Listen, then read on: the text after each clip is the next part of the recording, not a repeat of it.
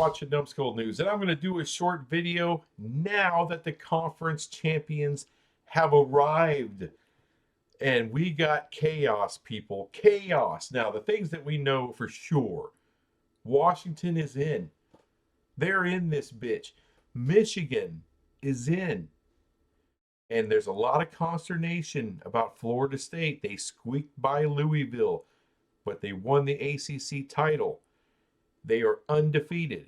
There's no way in hell Florida State isn't getting in to the CFP. They're not being left out, folks. I know a lot of people are pushing for Texas. They are pushing hard for Texas. The easiest way for them to get in is if the CFP committee decides, well, yeah, Florida State's undefeated. They're a conference champion and a power conference champion at that. But we're going to go ahead and leave them out because they're down to their third string quarterback. Doesn't matter, people. Once upon a time, Ohio State got into the playoff with their third string quarterback. I don't think they care.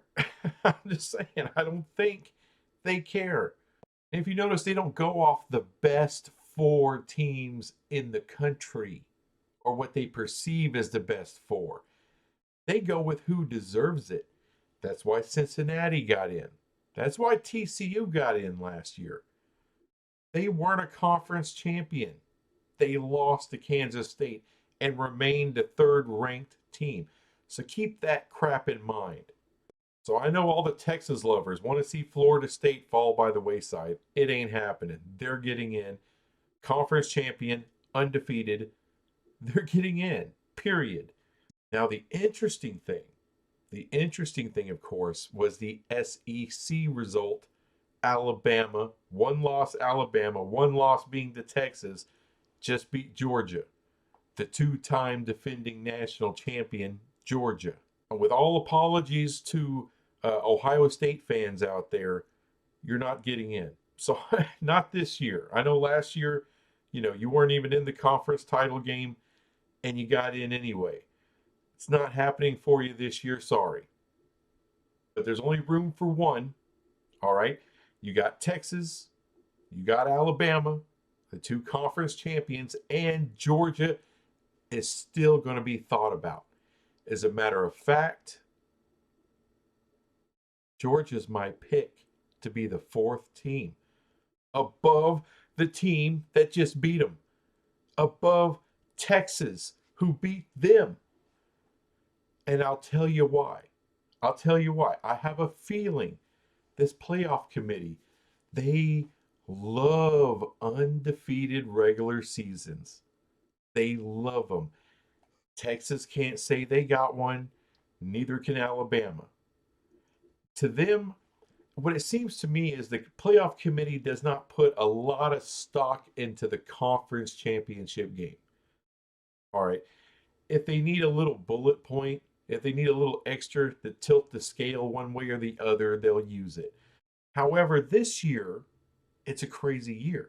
You got two one-loss teams that are conference champions, Texas and Alabama. And what further complicates it, of course, Texas beat Alabama early in the season. I think what the playoff committee is going to do is say, okay, let's bust this down with the three teams here. Who has the worst loss? All right. It's not going to be about the best win, people. All right. The playoff committee, I mean, they look at wins, obviously, but there's something to brand. There's something to reputation that really matters to them. So who has the worst loss of the three? Well, that's Texas. They lost to 10-2 Oklahoma. Alabama is the next up. They lost to Texas.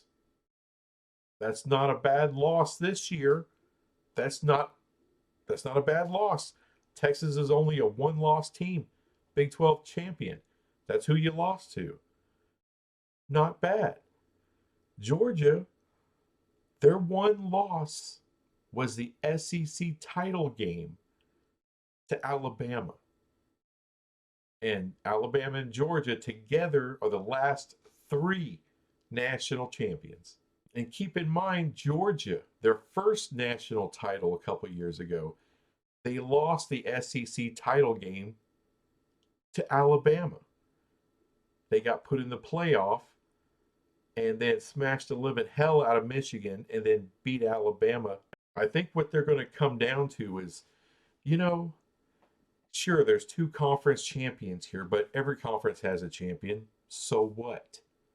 I think what they're going to look at is who had the undefeated regular season here. That's Georgia. As a matter of fact, they've had 3 undefeated regular seasons in a row. Their only 2 losses the last 2 years have been the SEC title game. And the playoff committee thinks the sun rises and sets out of the SEC's ass. So they're not going to leave 2 teams with 1 loss apiece from the SEC. They're not going to leave them out of the playoff. Are you kidding me? And all these people, oh, but Texas, if not for a couple of bad calls in a Houston game, lose that Houston game. That's going to be on their mind. They saw the result. They may not have watched the game, but they know the final score of Texas versus TCU doesn't look good. Oh, they smashed Texas Tech. So what? You're at home. You didn't even have to travel to Lubbock. You smashed Oklahoma State. So did UCF. So did South Alabama, by the way. I don't think the CFP is going to be really all that, whoa, look at that. You beat Oklahoma State. You know what I'm saying? That they don't care that you beat Oklahoma State. Now, they care that Alabama beat Georgia. But I think when you see that, oh, well, Texas did beat Alabama, I think to the CFP committee, they're going to say, okay, well, that kind of cancels everything out. Georgia didn't even lose until they got to the SEC title game. They're clearly deserving to be in. It's not about who's better, who's got this, all your defensive and offensive stats, who's got the best quarterback, blah, blah, blah, blah, blah. That crap doesn't matter to the CFP. It's who they feel has earned it. And as of right now, Georgia's the 2-time defending national champions and just had their 3rd straight undefeated regular season. I think that's going to count. Texas only has one argument. Hey, we beat Alabama. We beat Alabama, who just won the SEC title game. There's no way you can put Alabama above us because we beat them. Well, to the CFP committee, who's the better conference, the Big 12 or the SEC? Clearly, it's the SEC. That's how the committee looks at it. That's how the committee looks at it.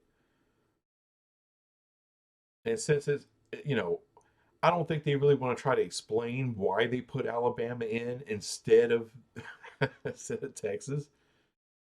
I think they'll just say, you know what, screw you both, we'll put Georgia in. And if they bother being asked, well, how could you do that? Alabama just beat them. Yeah, but Alabama lost to Texas in the regular season.